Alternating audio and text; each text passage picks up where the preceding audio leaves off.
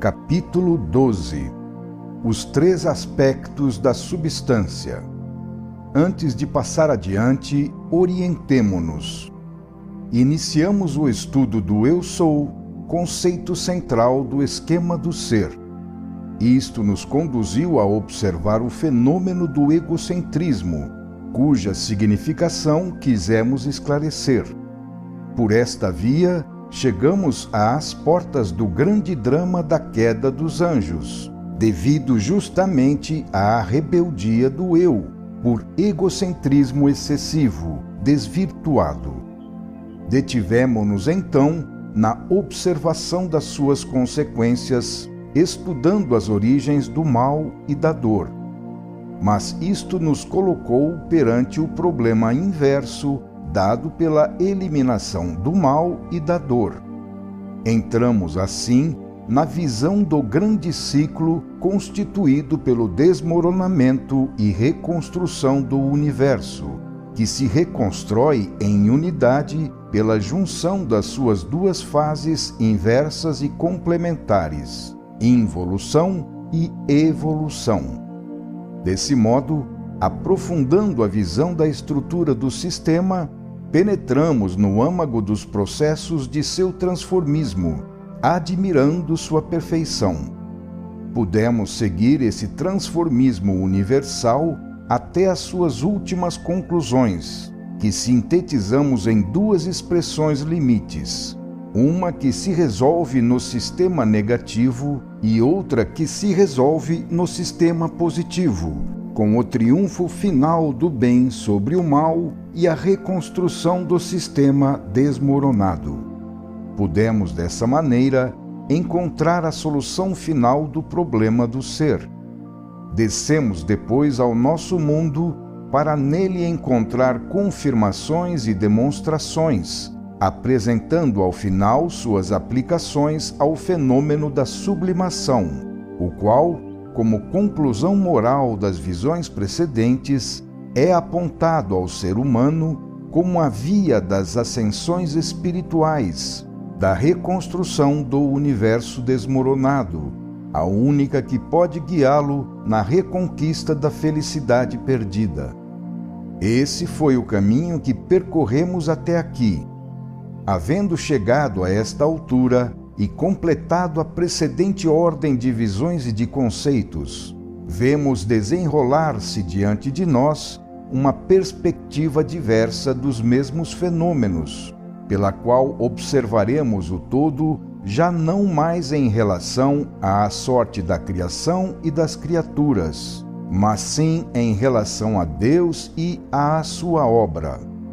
Sintetizamos atrás a última conclusão da precedente ordem de conceitos em duas expressões resolutivas do transformismo universal, uma significando a destruição do ser, a equivalência ao zero, o inferno eterno, a pena máxima para quem a escolheu, renegando a existência, a destruição do eu como individualização espiritual, a morte da alma que, negando Deus, nega a si própria até se anular. A outra, no polo oposto, significando a plenitude do ser, a equivalência ao infinito, a felicidade eterna, a alegria máxima, o triunfo da vida, a afirmação do eu em Deus. Iluminados por estas precedentes visões, busquemos agora penetrar ainda mais no íntimo do fenômeno universo, contemplando-o mais do que em seu transformismo, na sua real essência, na sua mais profunda substância. São João iniciou o seu evangelho com palavras estranhas, refertas de profunda significação e geralmente incompreendidas. Ciência e filosofia, por não conseguirem alcançá-las, negligenciam e resolvem tais palavras, ignorando sua existência. Entretanto, elas contêm a chave do universo. João, certamente iluminado por Cristo, as havia compreendido. Procuremos compreendê-las nós também. O que significa verbo? Encontramo-nos em alturas vertiginosas. Tentaremos uma resposta no próximo capítulo. Para alcançá-la, necessitamos passar antes por alguns degraus. Partiremos então de nosso concebível com respeito a nós mesmos. Pelo princípio da unidade do todo e dos esquemas de tipo único, segundo os quais o universo é construído, princípio já esclarecido a Lures, não é absurdo ver, também em nosso minúsculo contingente, os grandes esquemas do ser refletidos escalonadamente até o máximo em Deus. Observemos então o homem, que é feito à imagem e semelhança de Deus, e poderemos, a partir do modo como ele age, formar uma ideia aproximada de como também Deus deve agir. Tudo isto nos é repetido pela inscrição encontrada no frontispício do Templo de Delfos. Abre aspas, conhece-te a ti mesmo e conhecerás o universo. Fecha aspas. Afinal, a correspondência entre microcosmo e macrocosmo é um conceito que vigora desde a mais remota antiguidade. Através de que processo o homem, agindo à imagem e semelhança de Deus, constrói alguma coisa? Qualquer realização humana é retirada do íntimo de quem deseja criá-la. Ele a tira de si, do pensamento, da sua alma. Cada um pode observar em si próprio o fenômeno. Há sempre uma primeira fase no processo criador, mesmo nas mais ínfimas realizações humanas, que consiste na formulação mental da ideia abstrata, a qual depois encontrará a sua concretização na forma. Todos nós sabemos que nada se cria e nada se destrói, mas isto apenas no que se refere à substância eterna, e não quanto à forma em que a ideia abstrata venha a se manifestar. Quando a eterna e indestrutível substância é plasmada em uma determinada forma pelo pensamento de um eu sou, então temos uma criação que, no sentido relativo, como tudo mais neste mundo, é criação a partir do nada.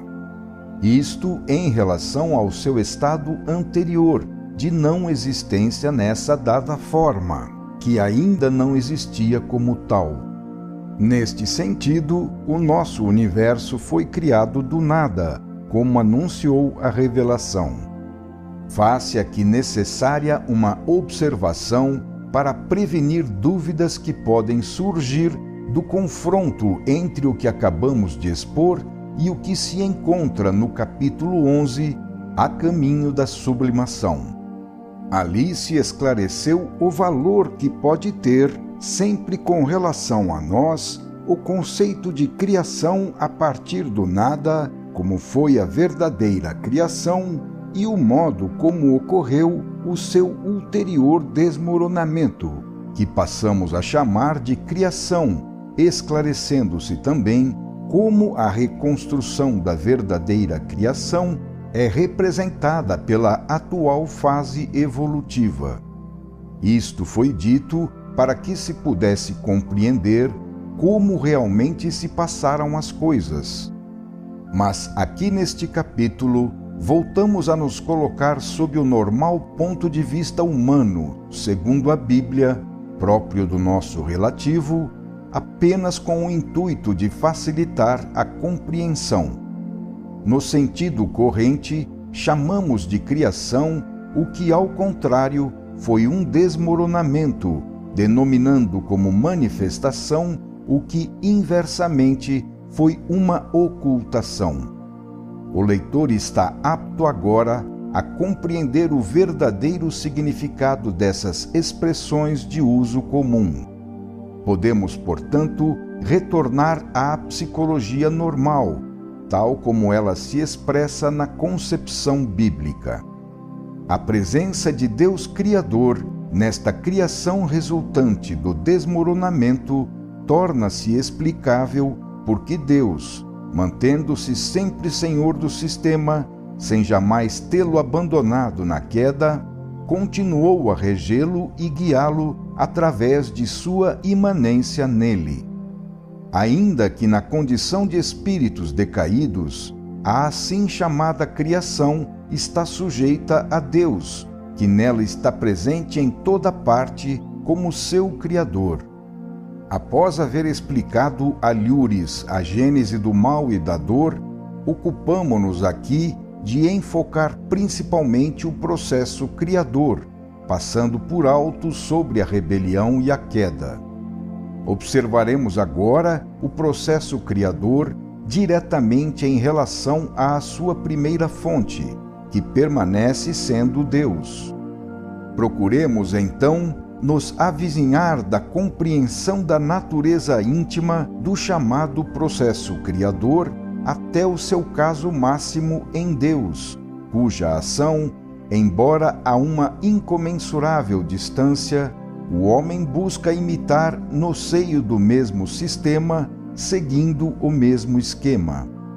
A matéria-prima da criação, como já explicamos em outra parte e esclarecemos nas páginas seguintes, é uma eterna e indestrutível substância de natureza pensante, que possui como atributos fundamentais a inteligência e o conhecimento. Este é o estado originário do qual derivou o universo, a mente de Deus, assim como qualquer obra humana deriva da mente do homem. Qual era o estado do todo antes da criação? Por todo devemos entender Deus, porque nada pode existir além dele. Talvez fosse melhor criar outra palavra, com um significado mais preciso para Deus, não ligado aos significados tradicionais. Mas com isto, correríamos o risco de nos tornarmos ainda menos compreensíveis. O todo estava então num estado de quietude, o estado em que o homem se encontra antes de empreender qualquer realização. Este é o estado contemplativo da concepção, sem forma ou expressão ainda, um estado abstrato feito de puro pensamento, no qual apenas se desenha a ideia-mãe, o esquema ou modelo da forma, que poderá depois configurar-se, refletindo-se a partir desse primeiro impulso conceitual, numa infinidade de exemplares. Esta é a primeira fase da Gênese, a conceitual, que se denomina de concepção. Nesta fase, a criação ainda não nasceu, está somente concebida. Como nascerá ela? Passamos agora para a segunda fase, para o segundo momento do processo criador. Até este ponto, a eterna substância pensante do todo permanece ainda no estado de quietude, imóvel, sem nada ter retirado de si, isto é, sem haver manifestado as suas possibilidades cinéticas, nela jacentes em estado de latência.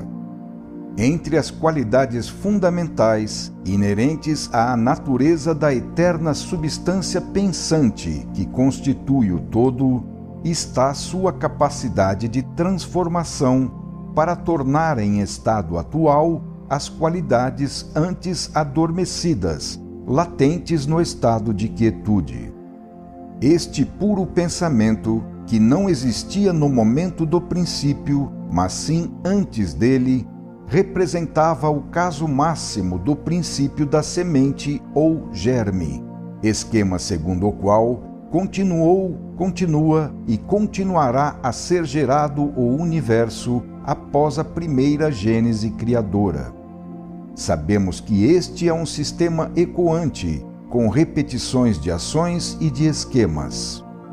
Neste estado de pensamento puro, existia então, em germe, a possibilidade latente de todos os futuros desenvolvimentos, tal como existiram, existem e existirão.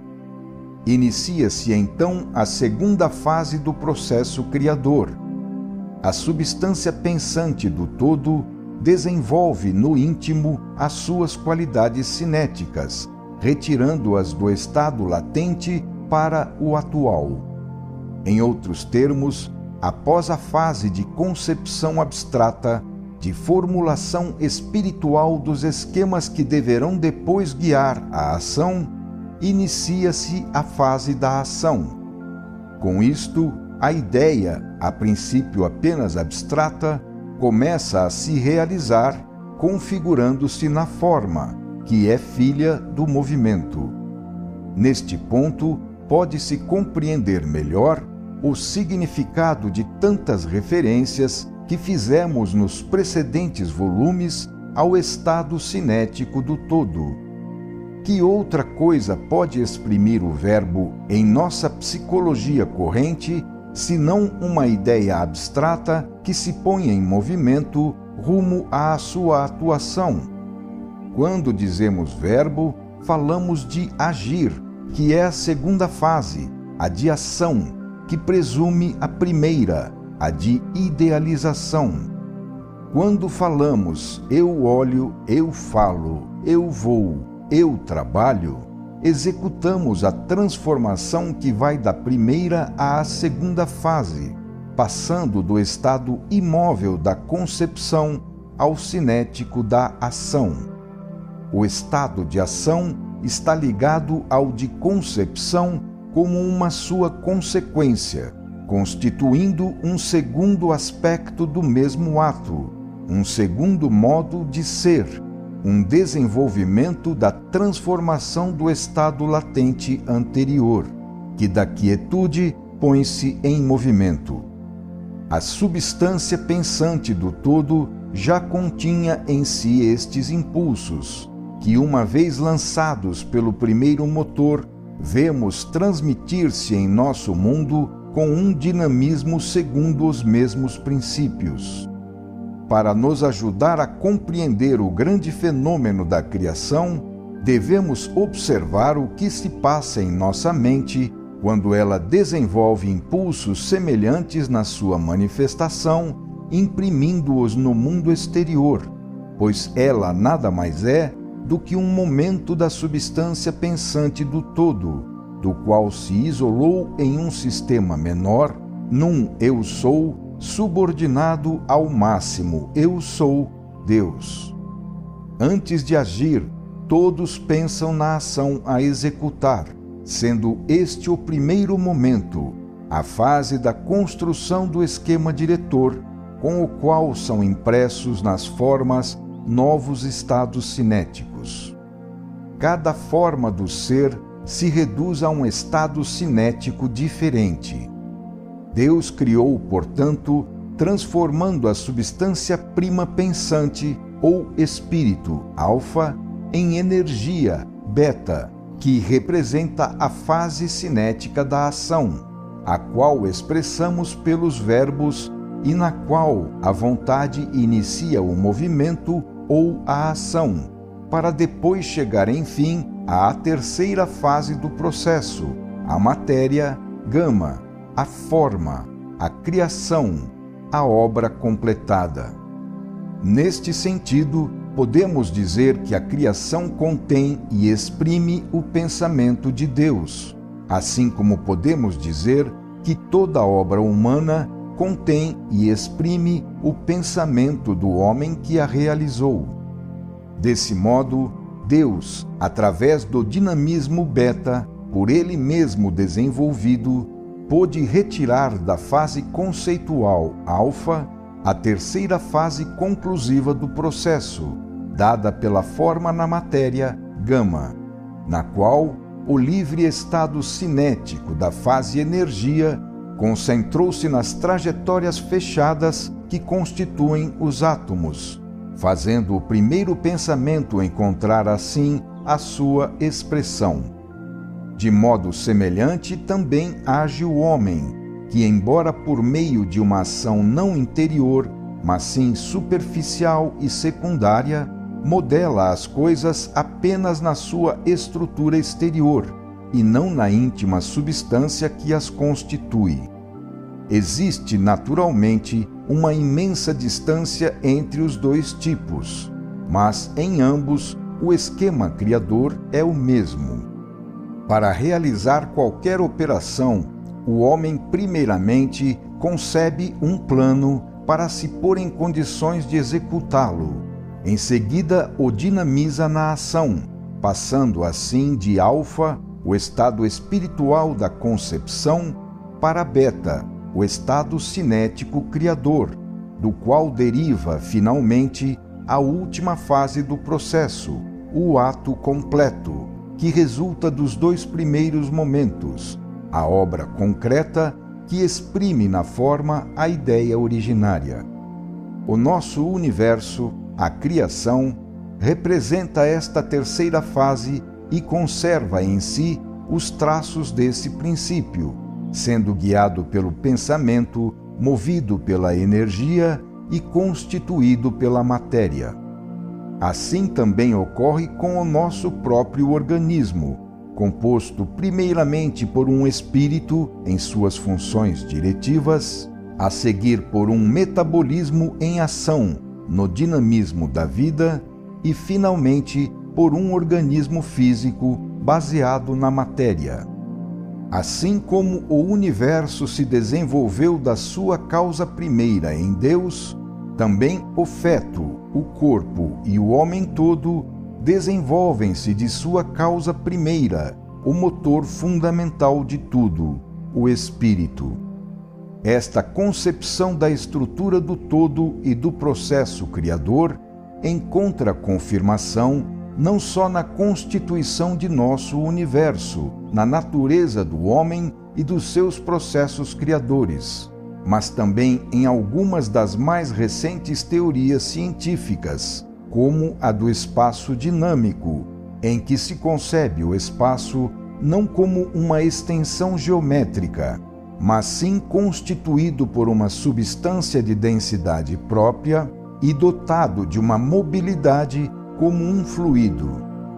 O homem atribuiu ao espaço, de forma inteiramente arbitrária, os atributos de vacuidade e imobilidade, sem fazer ideia se isso efetivamente correspondia à realidade física.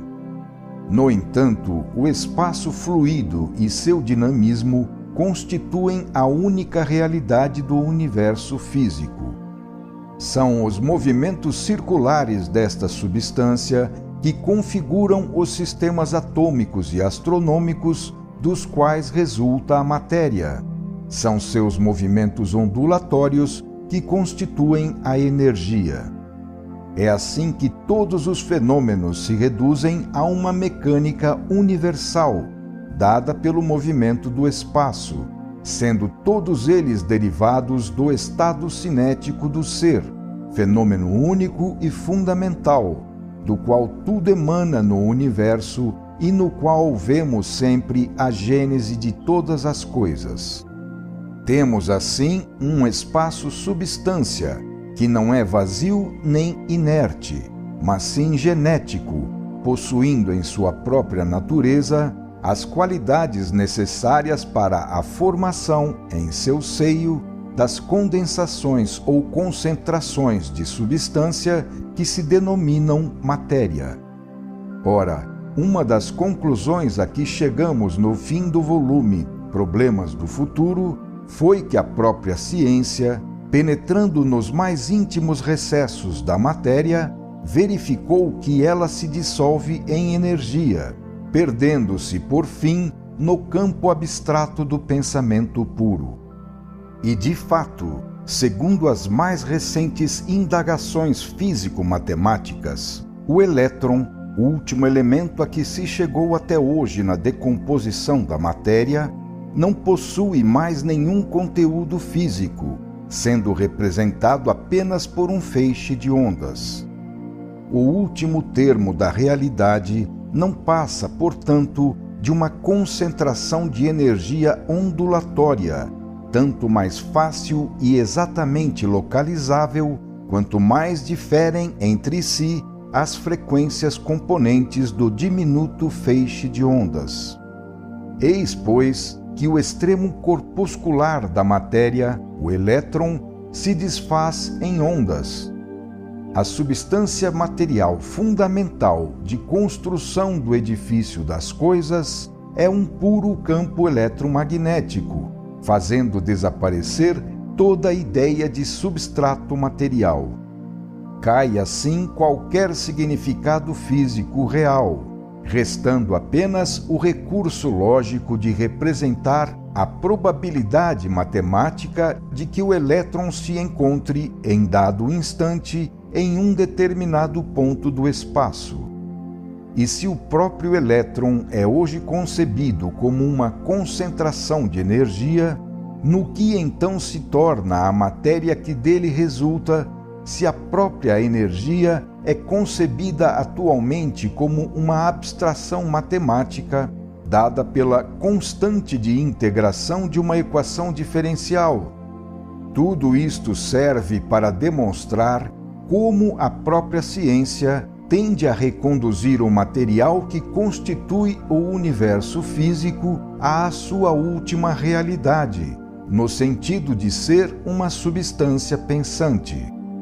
O universo, com efeito, não é explicável senão quando reconduzido ao seu termo extremo, devendo ser entendido como um puro conceito, que é o único modo capaz de nos exprimir a essência das coisas.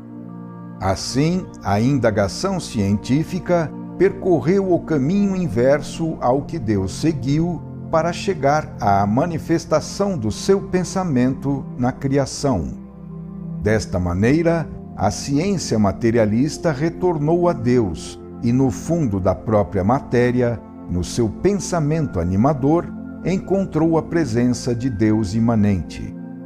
Tudo isso corrobora o processo da criação acima exposto, além de confirmar e nos auxiliar a compreender a concepção de um espaço-substância, capaz de gerar matéria a partir de si mesmo, concepção que assim se enquadra num sistema cósmico. Eis, portanto, como o fisiodínamo psiquismo, concepção fundamental de a grande síntese, pode orientar, num plano mais vasto, acessível apenas pela intuição, as últimas conclusões parciais da ciência moderna, reconduzindo-as da dispersão analítica para a unidade num estreito monismo. Podemos, assim, logicamente, chegar ao conceito de espaço-substância a partir do conceito de energia-substância, que deriva, por sua vez, do conceito de pensamento-substância. Temos, assim, uma eterna e indestrutível substância, que, no sentido involutivo, pode passar do estado alfa de puro pensamento ou espírito ao estado beta de energia e deste ao estado gama de matéria, como também pode realizar o processo inverso, no sentido evolutivo, permanecendo sempre a substância do todo, o último irredutível elemento da realidade, que só pode ser Deus, o centro do ser, princípio e fim de todas as suas transformações. Podemos, assim, compreender como a substância divina, a partir de sua fase alfa, em seu aspecto de puro pensamento, como conceito abstrato, pode mudar-se na sua fase beta em seu aspecto de energia, transformação na qual a substância pensamento põe-se em movimento, encaminhando-se para a ação que dá origem ao espaço cinético, de onde deriva o espaço matéria, fase conclusiva do processo criador. Só assim podemos abranger tudo o que existe em um só princípio unitário, máxima aspiração instintiva da alma. Somente assim podemos conjugar em um único ciclo os dois antagonistas, espírito e matéria, em oposição apenas porque situados nos dois polos do mesmo sistema. A necessidade de contrapô-los com finalidade evolutiva na luta pela nossa ascensão não deve violar a concepção unitária do todo, precipitando-se no dualismo de um universo despedaçado, feito de fragmentos, pois isto seria satânico. Assim, a substância pensante pode se transformar em espaço fluido-dinâmico por meio da manifestação do pensamento em seu estado cinético de ação, evoluindo da dimensão superconsciência e consciência em alfa, na de tempo em beta e, finalmente, na de espaço em gama. Então a substância pensante assume sua posição cinética, formando o espaço fluido-dinâmico, no seio do qual surge depois não só a matéria, mas também todos os fenômenos que derivam do movimento deste estado cinético fundamental da substância. Dessa maneira, todos eles podem ser reconduzidos a um fenômeno único, remetendo-nos ao monismo universal de a grande síntese para reencontrar finalmente, não só nas infinitas modalidades do contingente, mas também na própria ciência, a fundamental unidade do todo. Pode-se então coligar em um único princípio tanto os fenômenos físicos como os biológicos e psíquicos, porque tudo nasce desse espaço cinético, que nada mais é senão o estado cinético da originária substância pensamento, cujo movimento foi iniciado no processo da criação, dando origem à incessante marcha universal do transformismo, essência de todo fenômeno e de toda existência. É possível, deste modo, formar uma representação mental da técnica da criação. Podemos compreender como, no espaço dinâmico, fase na qual a substância se pôs em estado cinético, pode originar-se qualquer fenômeno, tanto no estado de energia como no estado de matéria, apenas pela diversa aceleração desse espaço. É sempre o estado cinético que constitui a gênese de qualquer forma na matéria. Assim, os sistemas galácticos, planetários ou atômicos são constituídos por campos de espaço fluido dinâmico girando em torno de um centro, por vórtices de energia cuja rotação é determinada pelo estado cinético, repetindo o esquema universal, segundo o qual tudo em qualquer nível do ser, tanto no espiritual como no dinâmico, gira em torno do centro, Deus. O núcleo do átomo repete no plano gama o esquema universal do Eu Sou, empregando um sistema único, mas adaptado a cada caso, fato do qual depende a diversidade estrutural dos diversos átomos.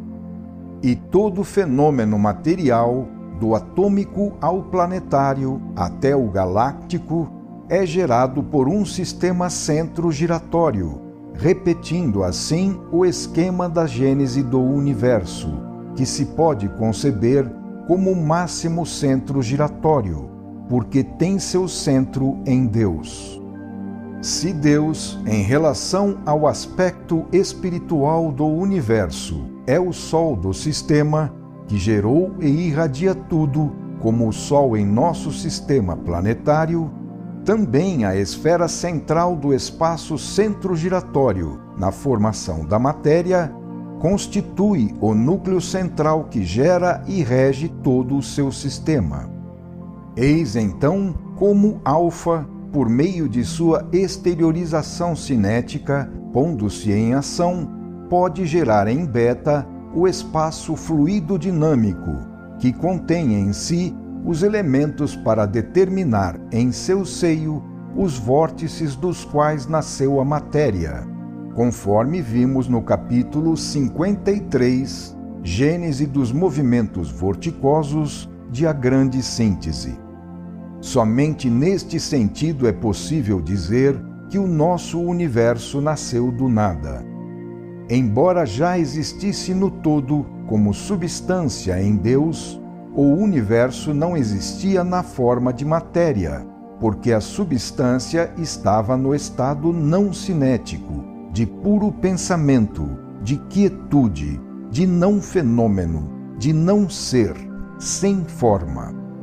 Portanto, ele já existia, mas não como o concebemos de nosso relativo feito de matéria, pois para o homem, aquilo que não é perceptível sob alguma forma de sensação ou registro não existe.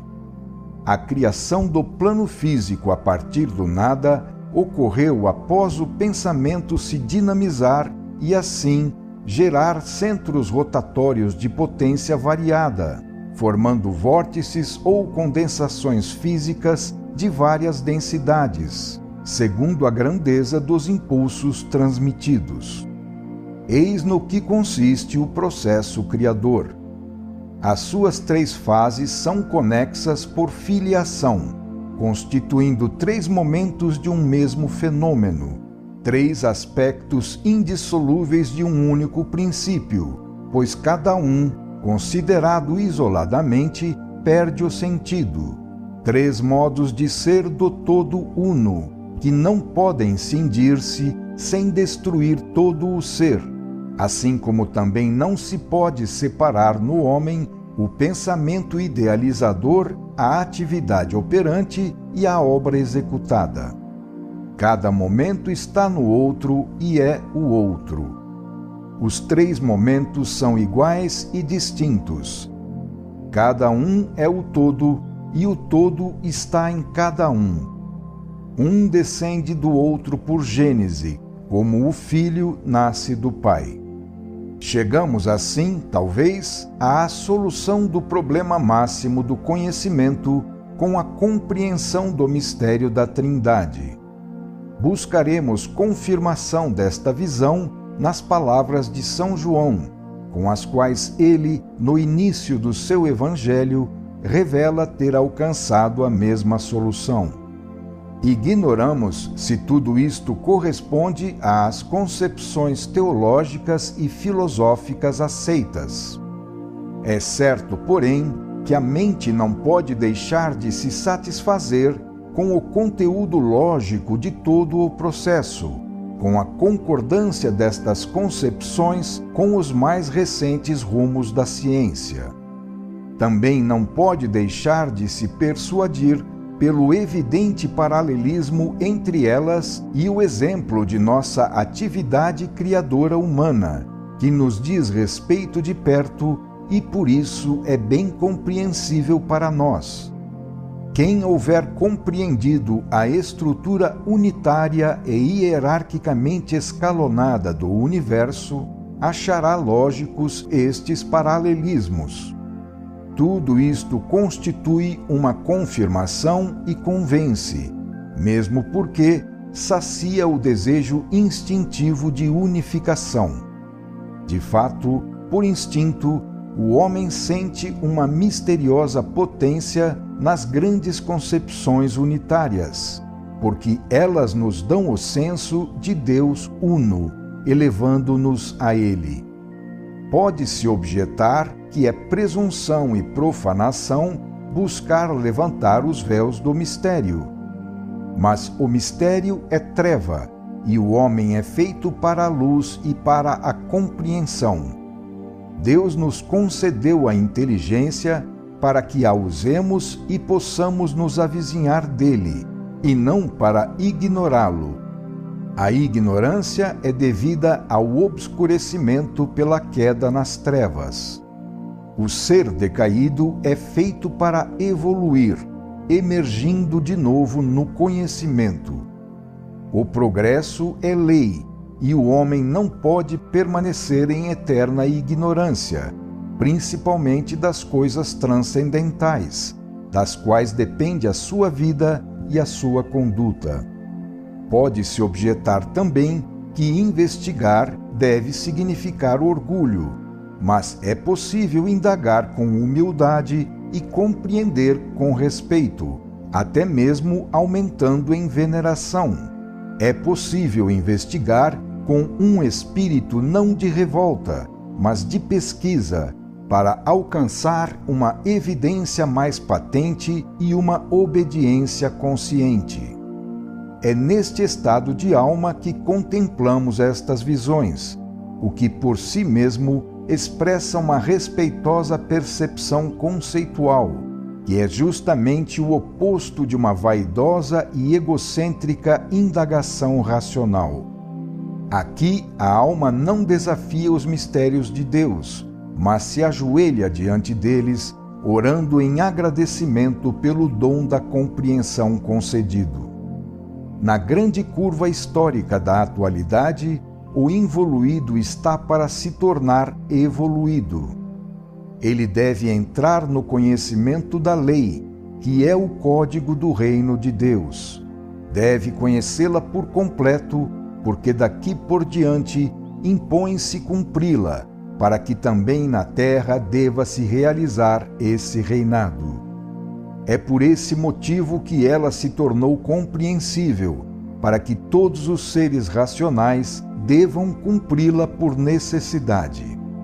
A fase do terror está superada. A obediência à lei não pode mais ser obtida com tais meios, apropriados apenas ao involuído e irracional.